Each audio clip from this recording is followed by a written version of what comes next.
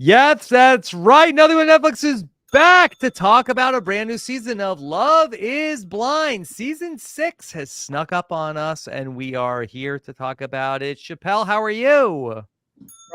I'm good.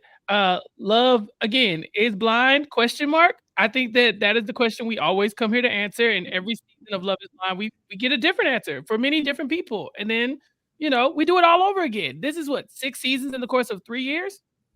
Yep, they're piling up, but we love it. It's a huge hit on Netflix, and the pods are open. Our coverage is back, and here with us, the hosts of our Love is Blind Season 6 coverage. It's Mary Kwiatkowski and Jason Reed. How are you? Woo! It is Valentine's week, and this is the third season of Love is Blind being released near Valentine's Day. I don't know what happened during those other 2 seasons. They just felt like they needed to give them to us in the fall. But you know what? Love is in the air. Maybe love is in the pods. We'll find out. And we're really excited to talk some Love is Blind with you this Love season. is in the air for the people on the pods. And yeah, joining the coverage this season, Jason Reed. Jason, how are you? Rob, I'm good. I'm happy to be joining the Love is Blind coverage full time this season.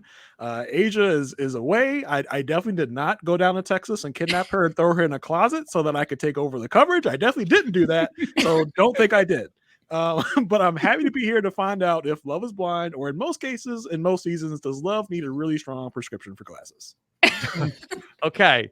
All right. So we're going to talk about just the premiere here today. So there's plenty of Love is Blind from this first drop of week 1 that Mary and Jason are going to be covering in our Love is Blind coverage. You could subscribe to their podcast feed at robiswebsite.com/first sight feed. And then also, I think that the episodes you're going to have video recaps also. Yep. We'll check it out on the YouTube channel, robiswebsite.com/YouTube. All right, Chappell, refresh my memory. How are you feeling about Love is Blind? I'm really confused. I'm always really struggling with what is the difference between Love is Blind and Married at First Sight, because isn't this the same premise, right? Like, no. You get to see people for a little while in both shows. They're kind of misnomers. The process is inverse on each show, right? Married at First Sight, you get married first thing. You don't know anything about the person. You just get married, and you see where it goes from there. This show, you at least get to know the person, know their drama, know their mess before you decide whether you get married or not. Married at First Sight is definitely the biggest trap of them all, because they're like, no, you're married, and they use that to justify all their decisions going forward in the show. Here, you actually get to make a decision at the end. Married at First Sight is like if you were in an arranged marriage, and then Love is Blind is like if you made a really bad judgment call and then kind of had to figure things out for about 3 weeks before you got married. You get to back out at the end of Love is Blind. You don't have to do a bunch of paperwork for a divorce that both these Married at First Sight people did.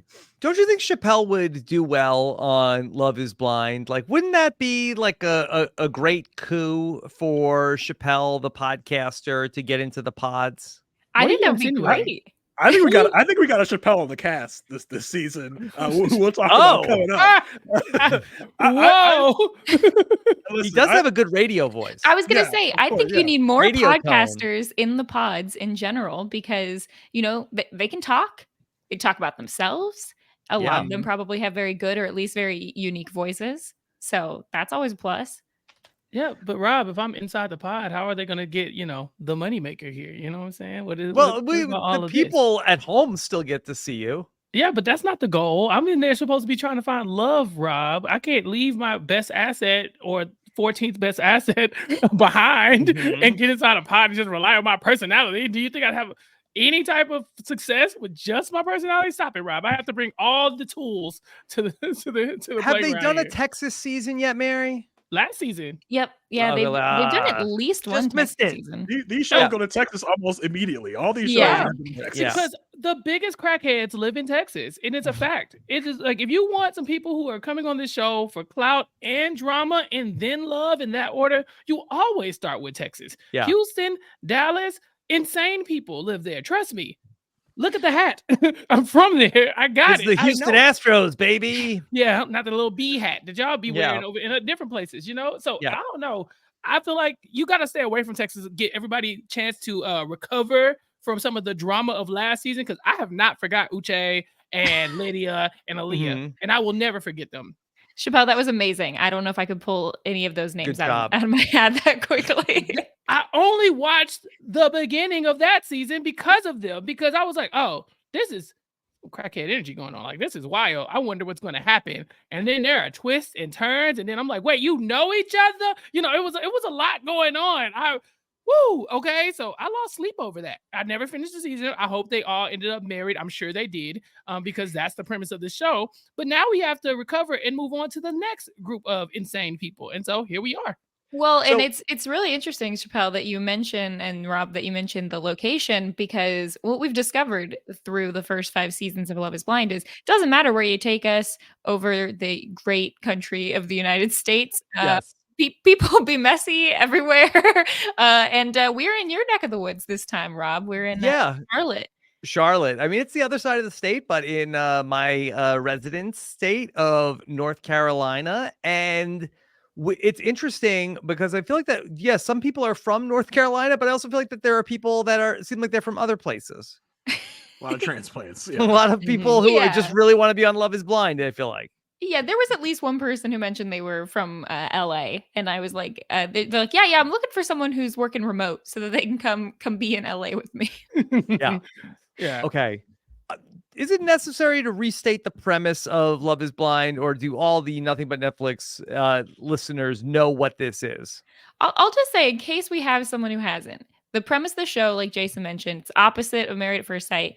You're in what we're calling the pods, where basically you're in a week-long experiment where the men are on one side of the pods, the women are on the other, and they talk through the wall at each other until they fall in love, and then several people couple up, propose, and at the point when they propose, that's when they get to meet in person. They're engaged. A handful of them, could be 4, could be 7, go off to a honeymoon phase, sort of post-proposal honeymoon, and then they come home and try to live together for 2 weeks and get their families on board with the fact that they're going to go to the altar, where they will, as Vanessa Lachey, the host, likes to say, where they will either have to choose to get married or walk away forever, because as we all know, those are the only 2 options. By legal paperwork, legal restraining order that you will never go near this person ever again if you choose not to get married. Yeah. They're also like in this Squid Game-esque compound where like the men like live like in their own sort of Mojo Dojo Kaza house, and then the women are like in their own sorority, and then they sort of like compare notes. I wish that we got more time of like the men talking to the men and the women talking to the women. The funny thing is, we never see their actual living quarters. We only see like their living room where they congregate. Yeah. I can only imagine what the actual like bed setup is, like almost like a just like I get this bunker. I get a bunker feel. Like they built the whole Squid Game place, Jason. They have Netflix has this whole facility. Yeah, I would not be surprised if they just like put a sheet down the middle. It's like women on one side, men on the other. Wow. Yeah. And that's one of the things that confuses me most of this show is they will do like a top-down view looking into the pods where the people are talking to each other, and I'm like, can they just like hear each other over the walls? Is there some plexiglass there that we're not seeing? It's very confusing. It's such an underrated part of the show, though. The going back and talking and sharing notes. You know, I think that in a vacuum, this isn't a crazy premise. Getting to know somebody without really seeing them. It's like, okay, you're going to fall in love with them based on their personality. You hope that Netflix doesn't go and cast a bunch of people who look visually unappealing. You know, this is a television show that are probably not going to do that anyway. So you probably feel safe that whoever it is, it's just a baseline level of attractiveness in a general sense. However, they've never done that yet. They've never gone with somebody like they've never like had a grenade in the cast. And yet, the Uggo season, right? Yeah, and yet here you are, Rob, trying to get me thrown onto that season. Okay, but I think that when they go back and compare notes, that's when the drama starts. Because you know, if they eliminated those, hey, who have you been talking to? Well, I really like someone, but I don't want to tell you who it is, but he's from Boston and he does this and he said this exact sentence to me. It's like, Wait, he said what to you? I think that's the guy that I also Mhm. am falling in love with. Let me go talk to somebody else about that. That's the drama. The real drama is there. The pods, that's for play. All the real stuff happens in the living quarter bunker. See, you only Okay. thought this was a love show, but this also is a strategy show, right? It is. What seeds can I plant to get you away from my person so I can have them all to myself? That's where the strategy comes in. Just think of it's like high school when you might have a crush on someone, or even middle school, and then you find out that someone else has a crush, and it's like a race to see who's going to be able to ask them out first or get them to ask them to the dance or whatever. And I feel like that pressure would really be on, because we've seen two different strategies. We've seen some people play it really close to the vest, not say who they're interested in, and then we've seen some people walk in day 2, stake their claim. They're like, "Oh, Johnny's mine. Nobody better be coming near Johnny at all." And I'm just it waiting works for out the different ways. strategy. I'm waiting for the strategy of someone be like, he told me he was a convicted felon. Right. Did he tell you that? Mhm. Did you hear Oh. about the disease? Like oh my God. Like, Yeah. and you're okay with that, sis? Okay, cool. That could be me.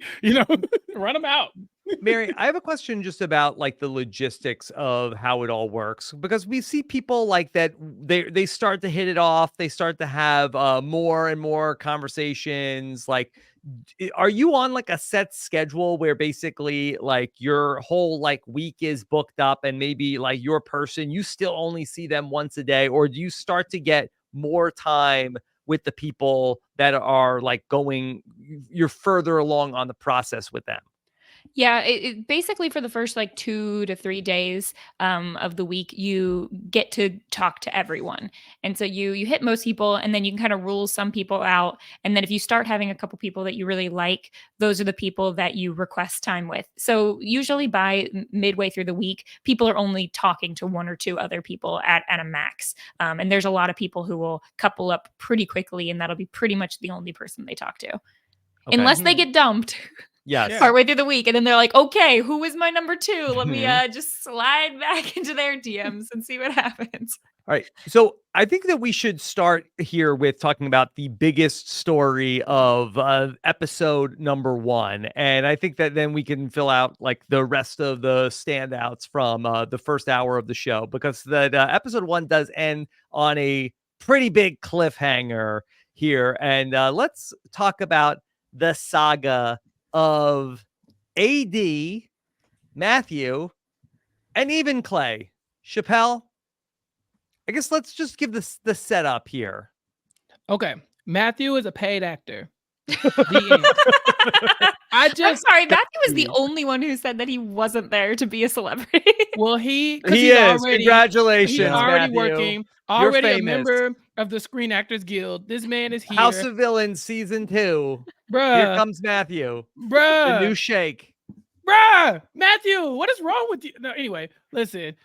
Matthew is here to disrupt people. He's here for a good time, not a long time. I don't care if he's giving y'all this like, oh, I'm just quiet and to myself. I have my spreadsheets.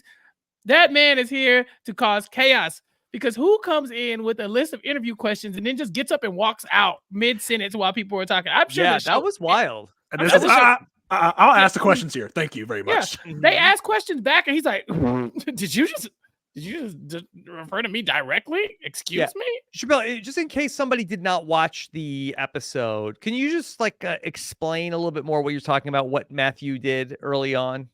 Right, so he's a paid actor, and he came in, well, allegedly. So Matthew comes in, and he's like, I'm very quiet. I'm to myself. I'm not like a lot of these outgoing, extroverted people. So I come in with a list of interview questions, basically, so where I can keep on track of the things that I'm looking for and make sure we're compatible. And so he starts asking questions, and then if your answer doesn't line up with his question, he just gets up and leaves. At least the show is painting it to look like you could just be talking to him and he'll walk out. Also, it was giving Alex Chester on the Love is Blind. Alex Chester is way funnier than Matthew. I think Matthew does insist upon himself. I think it's very weird. Also, I think that Matthew was not prepared for people to ask him questions. He only thought he was going to get to know people, and they weren't going to get to know him. He shut it down. He's like, I wasn't prepared for you to ask me questions. I'm not answering. But the craziest thing about this whole Matthew situation is that when everybody else says no, there's always one person who takes the bait. And this person is AD said, when I see red flags, sometimes I just paint my nails red to match them. And she's talking about the ballers and people that she's dated in the past, when really, look down, ma'am. Your hand should be covered in red paint because the red flag is right there in your face and you can't even see it. She proved that not only once, but twice with two different guys. Yeah. Okay, and this is AD. She is at the center of this, I guess, love triangle that we have in the first episode. But Mary, can we go back to Matthew? I would love to get your takeaway on Matthew, just initial reactions, initial impressions. So let me ask all of you real quick. I'm gonna do what one of the girls did. Throw the question back at you real quick. If you, unless you remember vividly, how old do you think Matthew is? Oh, I remember vividly. I remember vividly because that was part of the reason why I was like, this is insane. Because, so Matthew, 37 years old, potentially a year or two younger when they filmed this. Let me just say, this, I would have, the second somebody walks out of the room on me, I'm never talking to them again. Like this, I didn't get actor from him. I got, is a 37-year-old man who is somehow trying to use the excuse that he just is so unable to talk about his own feelings, and it's so difficult at 37, but has chosen to go on a show where the entire premise is talking about your feelings. So he's either a liar or is just delusional and has no idea. Like we've seen in dating shows in the past, it is a great, well-working strategy to basically take the smallest little insecurity or inconvenience in your life, and if you act like you're very, very like it's a big secret or you're very worked up about it, all of a sudden someone will be like, wow, I broke beneath the surface. Did you hear them? He said that sometimes it's hard for him to open up. Wow, I was able to get there with him. You know, sometimes people have legitimately difficult lives or things they've been through, and sometimes you have people like Matthew who say that they're just oh, I just can't open up. It's so hard for me to talk. When really, you're just rude. You walk into the room and you say, I've got a list of 15 questions. Pick a number. And a girl goes, okay, what about number 4? Everyone has picked 4. Pick it again. Well, how was I supposed to know everyone picked 4? How about you? You just hear the number 4. Read me number 3. I don't know what the number is. He tells one of them, all right, a lot of people have done this. Try and say something different, please. Like, I don't know what anybody else has said. How would I know if I'd say something different? How aloof can one person be?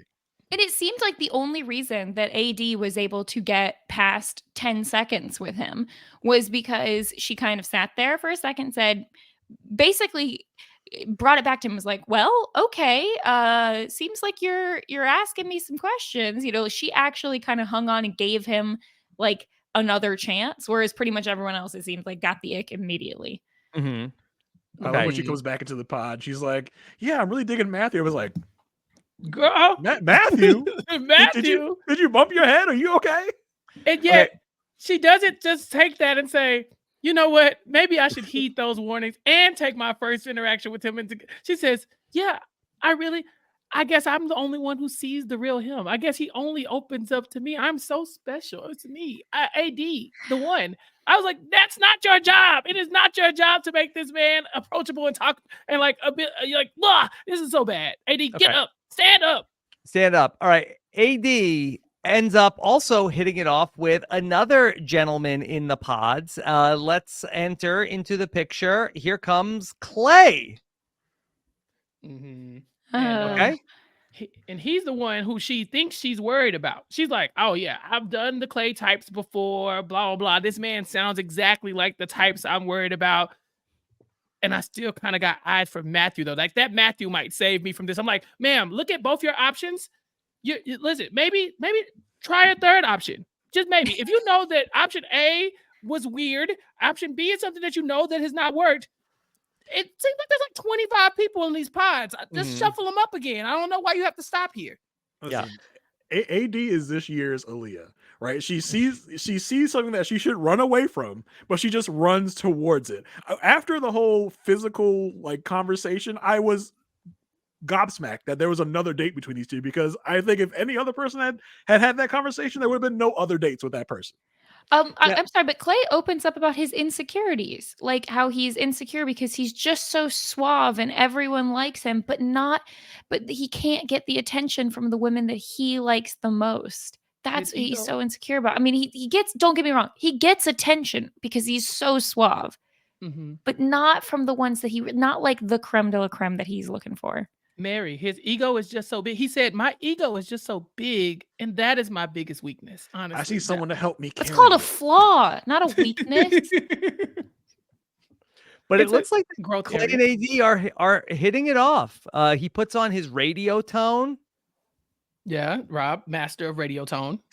Sure. Yeah. Doing this for a while. And it's going well. And really we set up, okay, well, AD, where's she gonna go? Where you have Clay and Matthew seemingly kind of opposites, where Clay very smooth, Matthew the opposite of smooth. Matthew's crunchy. very crunchy and awkward, but somewhat endearing to AD. And like Jason said, Clay is our person this season so far who falls into the big, wait, did you forget the premise of the show trap, which is goes on a show called Love is Blind and almost immediately starts talking about how important looks are to him, which, not in the best, certainly not something that was impressing AD.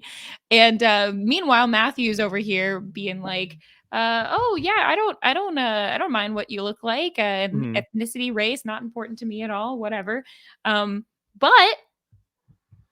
seems like this might not be a smooth sailing for AD. Okay. She may not be able to just pick whichever one she wants. Yeah, well, let's not yada too much past the Clay AD part of it, because Jason, it comes up where that they have a conversation about how important physical appearance is to Clay. Yeah, he says, the emotional, it's great. That's really important. But what's a little more important? What you kind of look like. So just give me a hint. Like, give me a little something what you look like. Yes. Yeah.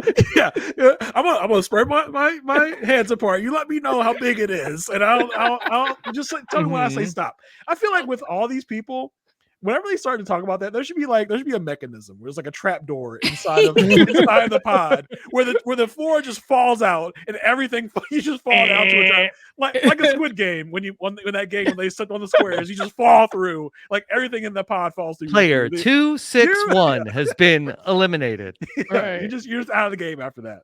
Do shock therapy or something. Whenever you get ready to bitch at someone's appearance, just like zap them back into like, oh, I meant conversation. I love your emotions. Here's the thing. We've seen on this show, we've watched it before. We know love is not blind all the time. Sometimes these people have an emotional connection. They walk out of there and then they say, ooh, it's not, it's not quite what I was. Ooh, and then they really try to make that happen after that instead of just immediately saying, you know what, this is gonna make me look like an asshole, but let's. And then you get that awkward smile on the reveal day when they're like, oh yeah, I'm into this. So they run to each other like, oh, this is fantastic. Yeah. Right. So I don't think the question itself is like I understand the urge to ask that question. So, but when AD reacts as if it was the first time anybody has posed a question like that on this show, like, hold on, sorry, you really want to know how I look? I was like, ma'am, listen, your other option is Matthew. Please don't close this door yet. Yeah, and Clay just kept pursuing this line of questioning that he just he's not really picking up the vibes from AD. She's like, well, what do you mean? He's like, well, I need to be super turned on by my wife.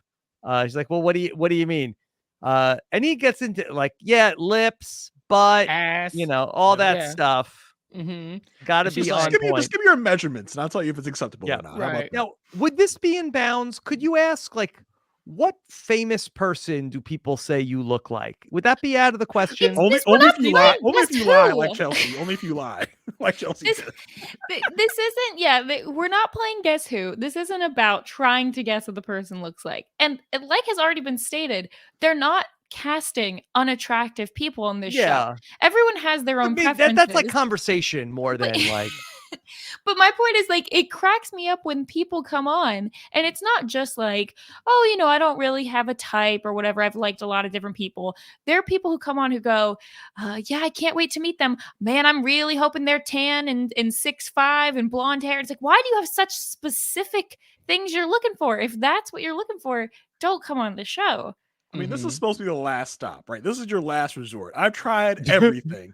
I just want someone to marry me. I'll marry someone even if I just get to know their personality. This is I a don't show care for what they look desperate like. people like me. This is not a show for 23-year-olds who are just getting out into the dating scene or people who are super, super picky.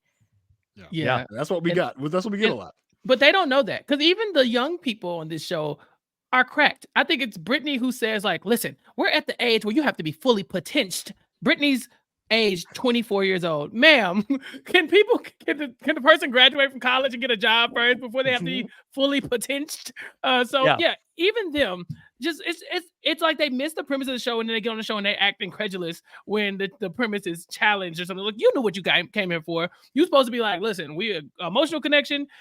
Appearances be damned. If I walk out of here and you are a walking foot, if you are literally just a foot, then I'm going to marry said foot because love is blind. I believed it, and that's why I signed up for the show. Some of y'all just want screen time. Okay. Well, after this encounter with Clay, AD goes back to Matthew, and we have a very seemingly sweet back and forth with AD and Matthew, and Chappell, he has been thinking about her. Something happened that he feels like that he wants to call his mom. He says that his greatest accomplishment in life is meeting here. And he even says, I've never heard this before on Love is Blind. If you want to just leave, let's just leave. Let's just get out of here. Yeah, I've heard that one before though. That's not out of the ordinary for somebody to be like, we don't need these pods. Let's just go. Now they don't ever take them up on that, but Matthew tries it. He pulls out all the stops. He's like, how's your dad? She's like, oh, my dad passed away. It's like, wow, I really wanted to get his permission before I ask you to marry me. Like, oh, he's gonna marry me and he cares about my dad. Oh my God. He's like, yeah, I'm getting jealous that I know you talk to other people, but blah blah. I'm like, Matthew, make no mistake. If they're talking to you, then just be lucky. Just be lucky, because literally you are going on one day to day. Everybody else we see in multiple rooms in different areas. Matthew is going to one person's room. He is waiting outside the line to get in to see AD. So he's doing everything he can to get her attention, and she is eating it up with a spoon. It was just a disaster, like a slow moving train wreck. I'm like, this is going to be bad. Ma'am, please stand up. He literally tells her there's only two outcomes right now. Either I leave with you, or I'm not leaving with anybody. He tells her that before, what else comes. Yeah. Right. It look, there's 25 people at least, right? If that is where this man is at already, why does he have no other options? AD, is it just because you were just that outstanding? You have two options. What? Nobody else is just down to one person 3 days in. Matthew was down to one person day one. Ma'am, these are red flags. Read the room. Yeah, but that's the plot twist at the end of the episode. Right. Yeah. Okay. Well, yeah, we'll get there in a second. But Mary, how are you feeling about AD and Matthew at this point? I mean, I think the problem is, you can lead a horse to water. You could tell AD not to go out with guys who are clearly red flags, but they're going to keep doing what they're going to do. So at this point, my thought process was, who do I want to watch? Who's going to make better TV? Who's going to make this more interesting? I personally would have rather her gone with Clay. So that's my preference. Can I complain about one thing with the show? Like, I kind of wish that they would lose the music background, because the conversation starts, and I know by the music how it's going to go. Yeah. Like when Clay is her and Clay are talking, it's like the music is like already like going in an ominous place. Like, he has not even yet said that I'd like to talk about like the physical. Like, I know this has gone off, but like with Matthew, it's like, it is just the orchestra is there. We are on board for shipping AD and Matthew, and it's all going so great, but we have plot twist, Jason. AD goes back to the dorm, talks to another woman who we've never seen before. We saw her like every now and then. And the thing about actress. the thing about this show is they introduce us to 30 people and we probably see only 10, and they give nameplates to almost every person we see. So I knew this was other Amber.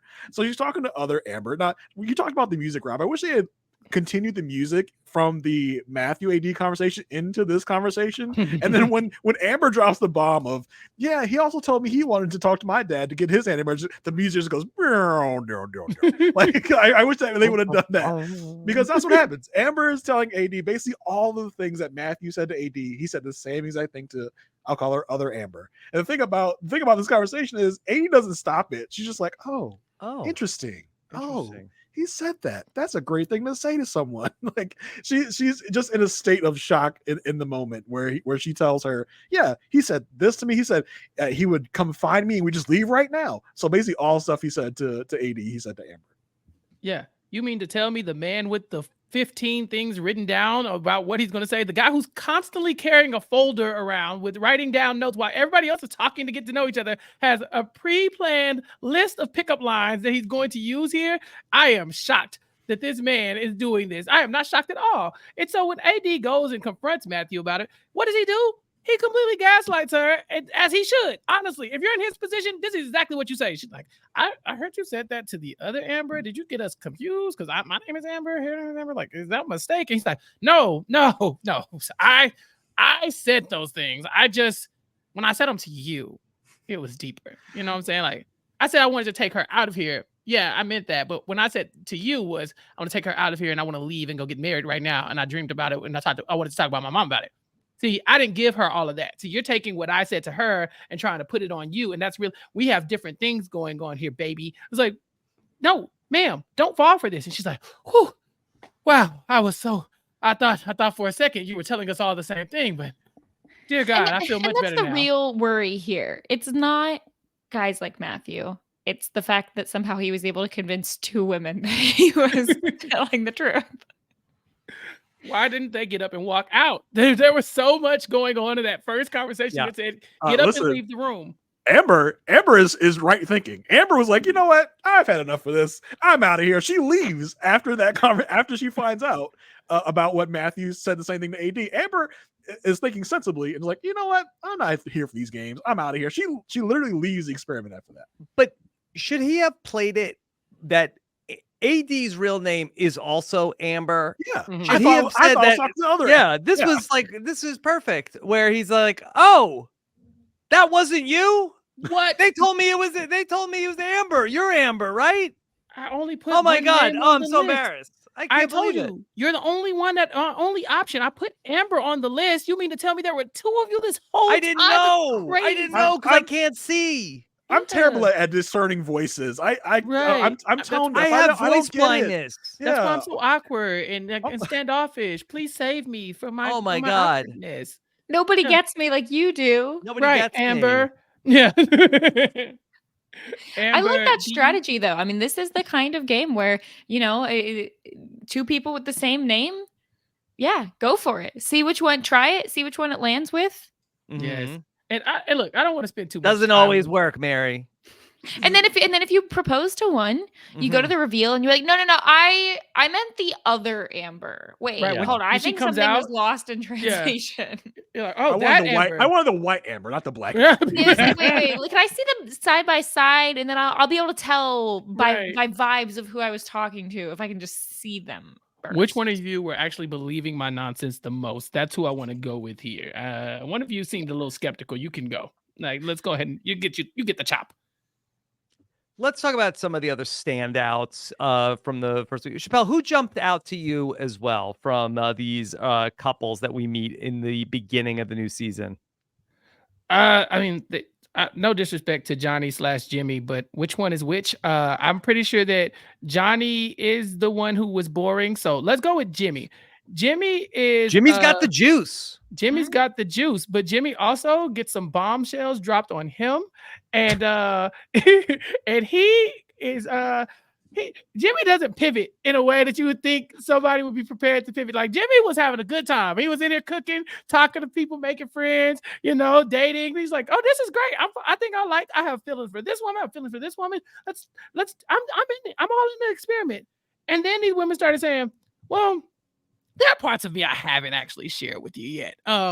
So I think that brings us to Jessica, right? Jessica's like, she seems nice. She seems great. I'm thinking this is a match made in heaven. Jessica has a child, a 10-year-old daughter that she has not yet told Jimmy about. And when she does, Jimmy's reaction is like, yeah,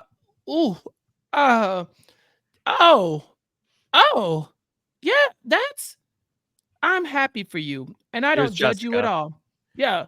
He literally has to stop himself and be like, I'm on TV right now. Right. Let me remind myself to tread lightly here.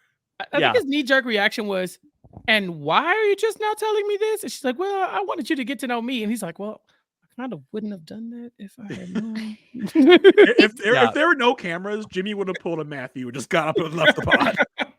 And it's interesting because he I do feel like he was trying to process. He was buffering on the spot, and that's what he came out with.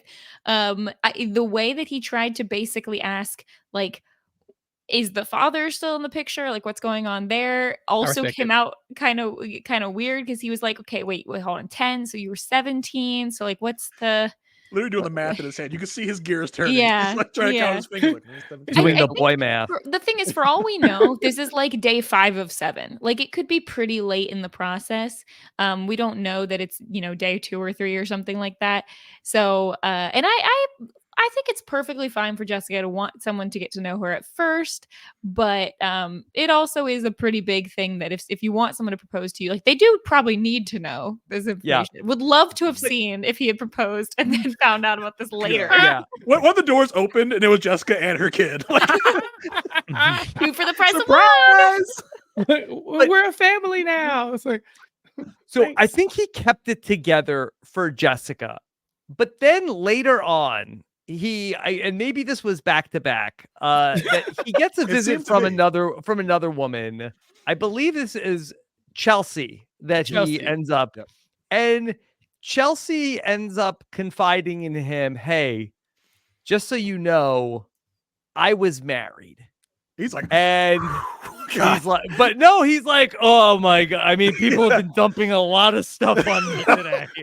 I've been through a lot. Jimmy is a baggage magnet. I don't know where he gets that talent from, but he attracted all the women with. But I feel like that if this was going back to the Jerry Springer game show of baggage, like, I feel like this is probably in the small baggage department of, hey, like, I was married and I've been divorced. Like, who cares?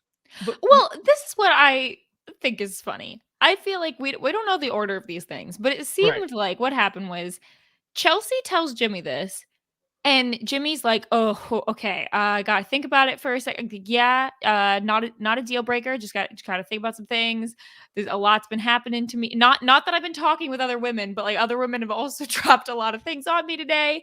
She leaves in tears, even though I really don't think, like, he explicitly says, I think you're reading this the wrong way. I'm not trying to say that I'm not interested. Like, I am interested.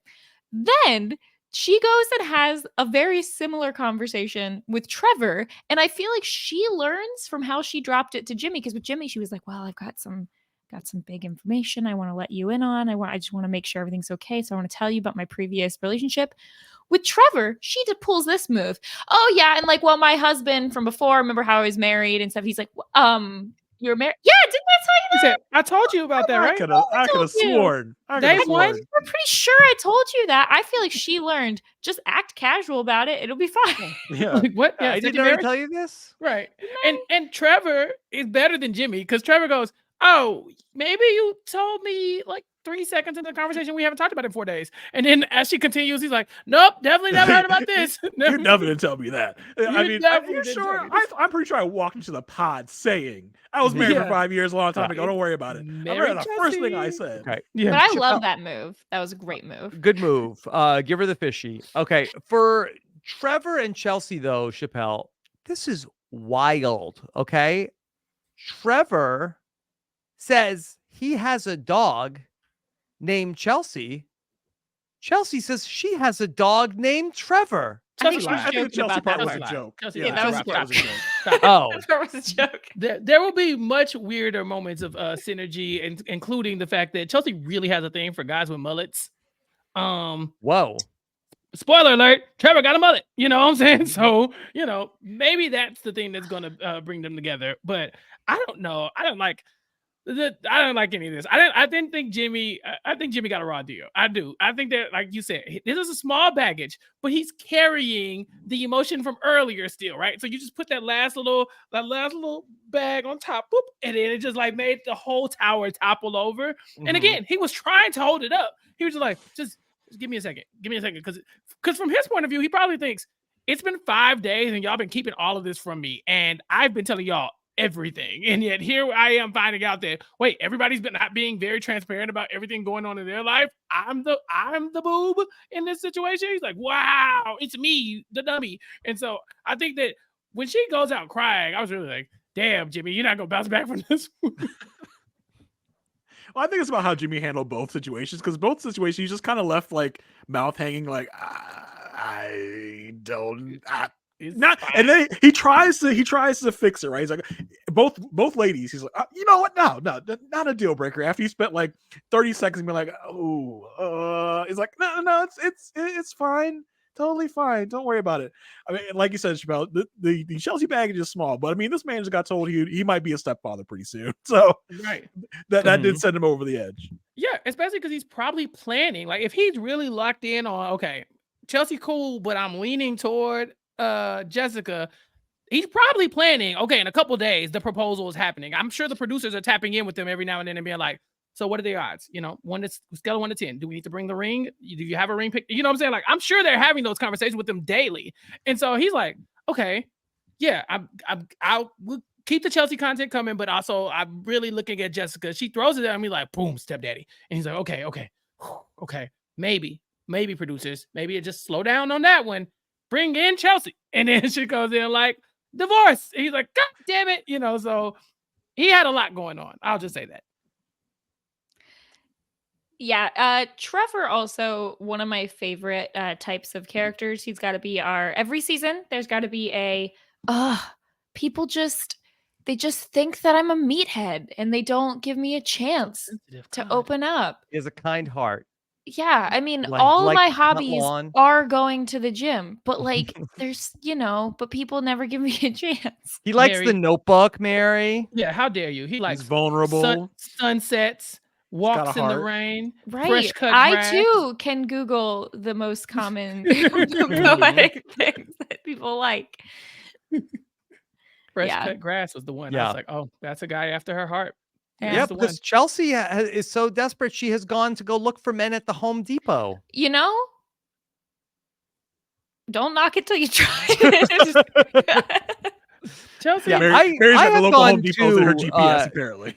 To look for men at the Home Depot. I have been to the Home Depot so many Usually times. you can get a couple of them for like $10 Rob, an hour That for was just to whatever you build your need them shed to in the back, do. Rob. Yeah. Yeah. Rob, please. I Yes. once went to a Walmart where this person walks up to me and he goes, "Hey, I recognize you." And I'm thinking, no idea who this person is. He goes, "Yeah, you bought a house recently, right? I've seen you at the Home Depot." Where it goes down. Wow. Chelsea's very interesting. She says, yeah, I meet these men at the Home Depot. Then she also describes these men as drinking Coors Light and watching beer behind the back of my head. Ma'am, you're meeting them at Home Depot. She will also say that you have a thing for mullets. Ma'am, look at yourself in the mirror, ma'am. Where are you going to get these men? The mullet, you want somebody to be watching a football game behind your back with drinking a Coors Light. You're from LA. You do not have to go after those types. You playing in our faces, man. So it looks like Trevor is everything she needs. But that Jimmy, he definitely is he's got the juice, as Jason He's said. got the juice. Jimmy's got the juice.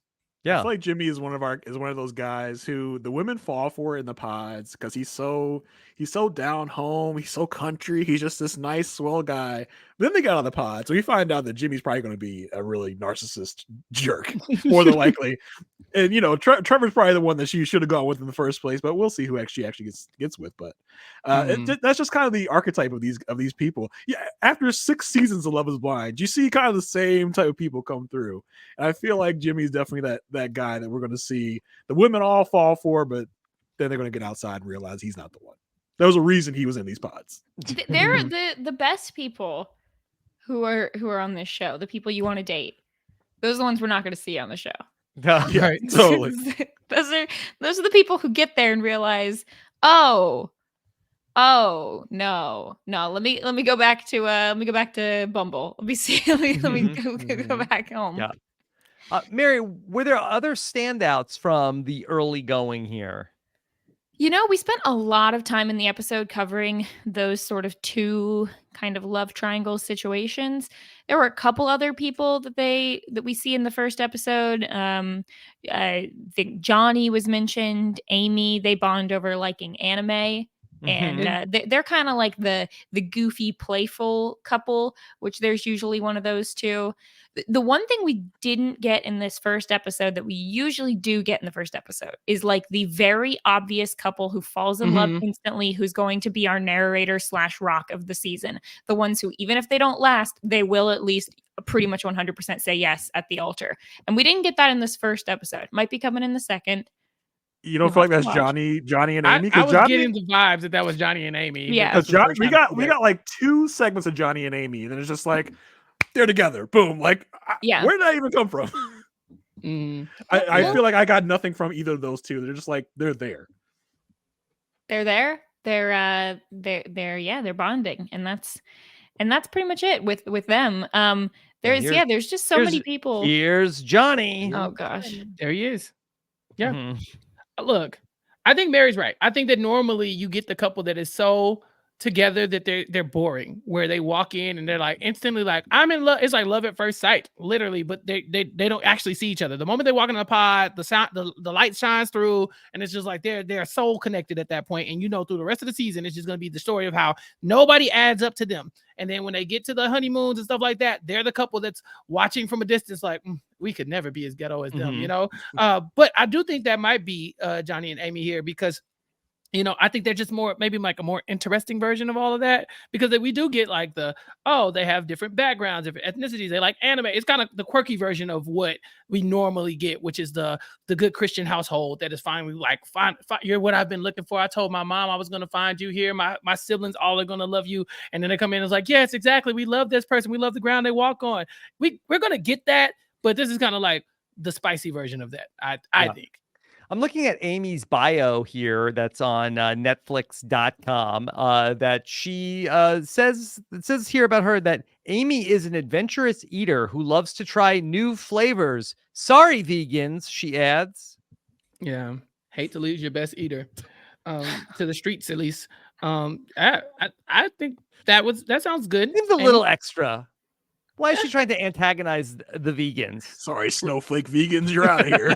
Well, Rob, you know that is like a hallmark of Netflix. You know, we've watched so many shows where they're like, ew, vegans, you know? So yes, she knew what to do to get cast on the show. Gluten-free, forget it. You can miss me with that. That part. Oh, we also got Nolan and Sarah, and he just talks about like how he feels sexy in business attire, but he shows off his taco meat. Yeah, and I think we never see that person again. Like never heard that before.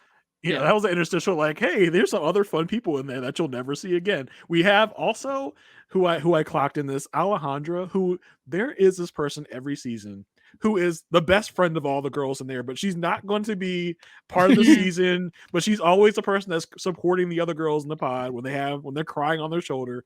Alejandra is our person for that season. We're not going to get any backstory from her, but she is the one supporting all these girls. Yeah, and these people always interest me because they seem to get to a point probably pretty quickly where they realize their future spouse is not here, but they're just gonna hang out and support the other women anyway. Sure, be a therapist for the other girls. And we might see them now. They've been doing more and more, like when they go past the pod stage and they come home, they'll have parties where they'll invite more of the pod squad, the other people here, and so she'll probably show up again in that instance too. There was Okay. a split second last season where they tried to make it look like Lydia was going to be Aaliyah's friend. Boy, were we misled. One of the biggest twists in Love Is Blind history. I'll never forget it. Okay. Anything else to tease from the rest of this week's drop for when we check out the official Love Is Blind RHAP up? So episode 1 was good, right? We got a lot of love talk. We got a lot of schmoopy. Episode 2 is where the drama comes in. Okay, so you're definitely going to want to tune into episode 2, where the nonsense and the madness gets ratcheted up a little bit. In episode 2, that's where all the good stuff happens. All these pod episodes, I kind of feel like it's like swimming through all the nonsensical love talk, and I'm just trying to find the drama. Like, give me the drama, give me the mess, and we get it in episode 2 for sure. That's a statement. Yeah. Oh, yes. I don't know if you got to give a spoiler warning or what, Rob, but we kind of have to talk about it. Okay. I mean, all right. So what are you talking about? Tell the people, if they don't want to hear what happened in the next episode, to cover their ears, because you don't want to hear what happened in the next episode. Cover your ears. Listen, y'all. These are paid actors. Somehow, some way, Matthew has drawn the divide in this house so just with an ice pick, and he says look, I'm flirting with you and both Ambers.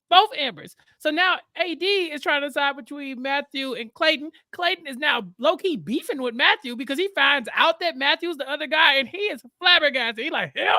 The guy who won't talk to anybody, who's writing around in the notebook, the paid actors who you want to leave me for? And she's like, I mean, I thought you would respect that about me. Nah, that guy, he goes in the pod, he tells I don't understand if it was you, but that guy, that's my competition. Yeah. And then other Amber is like, I'm done. I'm leaving. It's just so funny. So other Amber leaves. AD comes back to Matthew. It's like, hey, Matt, other Amber left. He goes, is that about me? And she's like, so audacious of you to think that. Girl, it was about him. Stop playing. This is your fault. You went back and got that woman eliminated from this show. You made her quit. Mary, am I tripping? Is that strategy, right? She went and made that woman quit so she could have Matthew to herself. Look, no one said you can't bring next level strategy into the pod. That's what Lydia did to Aaliyah last season. Okay, bullying her to get her to leave. That was a long con. and so also with this, Matthew, who he told AD that AD was his one.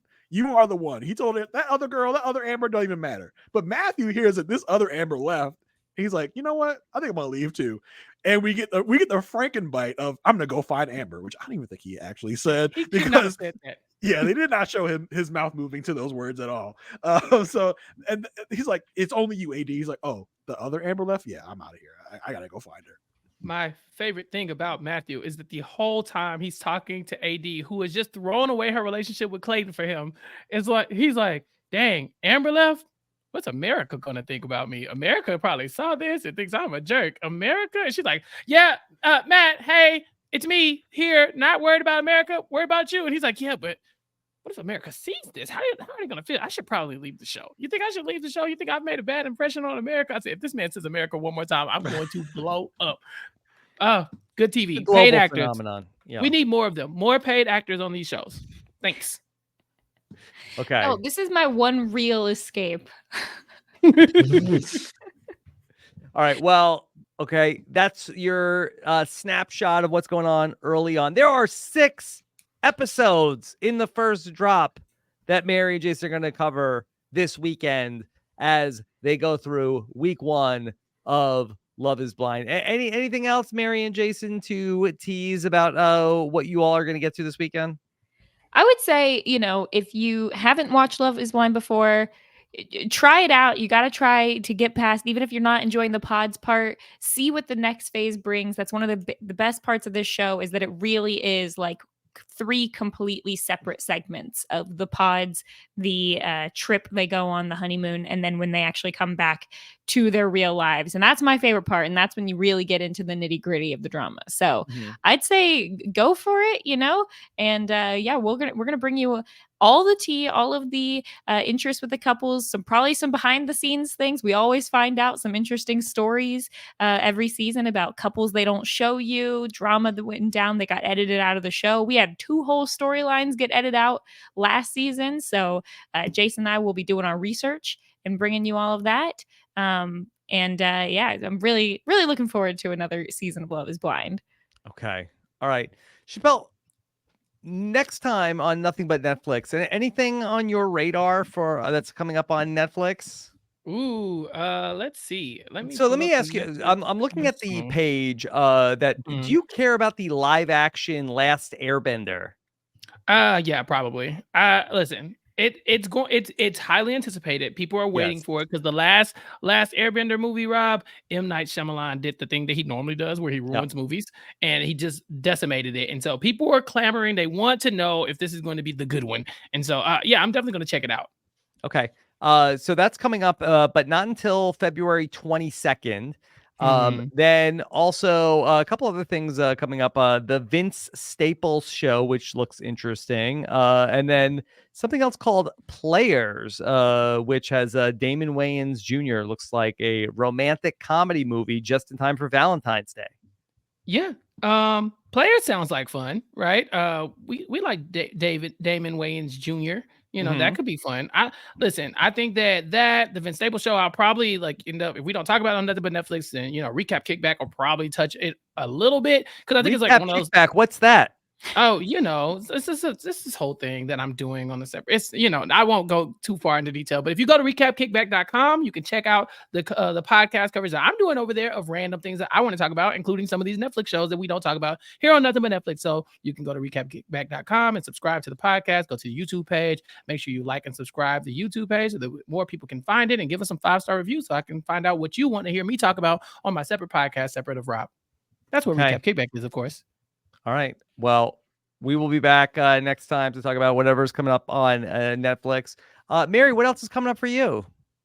So I've done a couple of things for some other podcasts recently. I was on an episode of Always Hold On to Smallville, which is a show that is just finishing its run. They're on season 9 out of 10 of Smallville. So if you enjoyed some early 2000s superhero content, I got to go on that. And then we actually have a new release on Kowski Cast. That's something completely different than I've done before. I had a classmate from my high school who just wrapped post-production on his first feature film movie. And so I got a little sneak preview at that and talked to him about the kind of movie making process, which is something I was really interested in. So feel free to check that out too, if you're interested. Okay. All right. Great job, Mary. Looking forward to all the Love is Blind coming up this weekend. Jason, what else is going on for you? Yeah, alongside the Love is Blind coverage here on the Love at First Sight feed, you're also going to find me and Asia talking about the show Married at First Sight. As opposed to Love is Blind, we only get a couple times a year. Married at First Sight almost never ends. So you can almost always find us every week talking about Married at First Sight over on our podcast, A Perfect Match. So come out and check us out there. If you like Love is Blind, you'll like Married at First Sight too. They're kind of cousin shows. Okay. All right. The man who knows all about love. Podcasting, all about Just ask it. my wife. Yeah. Yeah. Jason, what about in the Facebook group? Do you have a lot of Love is Blind talk going on in the Facebook group? Every season, the Love is Blind talk kicks up in there. I try and tell them to keep it down because I get jealous because usually it's Asia and Mary talking about that show. And I'm like, that's not the show y'all are here for. But since I'm doing Love is Blind this year, I'll let it slide. So yeah, there's a lot how do people find the Facebook group? It's the Perfect Match Facebook group. So just go on Facebook, type in A Perfect Match. You'll find us really, really easily. For that Facebook group, we require a password, which you give every podcast a different password each week. So come and join us. We actually have a lot of fun talking about Married at First Sight and of course Love is Blind. I'm sure we'll be a lot of conversation talking about that in there in the coming weeks. So come and join us and have a bunch of fun with us. Yeah. Well, you and Asia do a really great job with the Facebook groups. That's a really, a nice thing for the listeners of all of the Married at First Sight podcasts. So definitely check that out. All right. And then Chappell, we know Recap Kickback. Anything else coming up? Recap Kickback does have a Facebook group. I'm glad you brought that up, Rob. Go to recapkickback.com/Facebook and join the community where we're talking about what I want to talk about with the people I want to talk about it with. And so, yeah, join that. Let me know what you want to hear me talk about. But then also you can catch you and I on our podcast, suitspodcast.com. We'll take you to Suits Yourself, our Suits Rewatch podcast, where we are now talking about our Suits spinoff, Pearson. And we are preparing and getting daily news about the Suits spinoff show that is coming, Suits LA. commercials. Yeah, we get a lot of commercials. It's a lot of Suits content. So if you watch Suits recently or in the past when it was popular the first time, check out our podcast and join our community. Suitspodcast.com/Facebook will get you into that group and you can join the conversation. Also on Rob Has a Podcast, Sasha and I are still talking about Below Deck every week. Below Deck Proper is back. We're talking about the most recent episode every Wednesday live on YouTube, but you can also catch us on the Bravo Wrap-Ups feed to keep up with all the Below Deck content over there. And this week on Recap Kickback, we're going to be talking about the top 5 greatest Black comedies of all time. And so with special guest Tyrone Graham will be coming on to talk about that with Mari and I. And so tune in every week to keep up with that content and follow me on Twitter at Recap Kickback to keep up with all the rest of the content and more. All right. Thank you so much for joining us here on Nothing But Netflix. If you missed any of our Survivor preview coverage, we got it all going on at robisawebsite.com and our YouTube channel at robisawebsite.com/YouTube. Take care, everybody. Have a good one. Bye.